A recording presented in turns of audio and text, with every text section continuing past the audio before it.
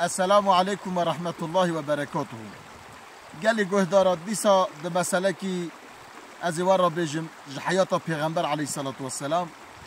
حضرت أبو هريرة رواية دكا ده بجار روجا كي از رسول أكرم عليه الصلاة والسلام ام چونه پازاره، چونه سوکه، چونه چارشیه مهنه معزمه و اشیاستان.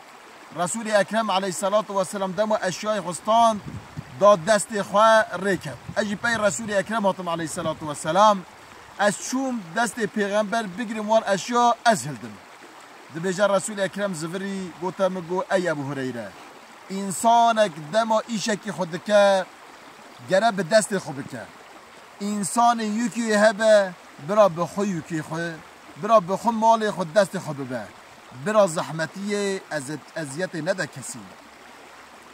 اوا مثال و ارنک مرا ام ایشه گیدکن ام عملی دکن گرم خوب بکن ام خلقینا نکرن حتی قوتا مهبه ایر ام بینن ایشه کی بکن ام نکار من بکن ام ایشیا بگرن ام عملا بگرن و ایشی بنکرن جی گرم چه بکن هی خودانا نتکا وان زها نبیه ام اجرت وان ام حق وان بنوان.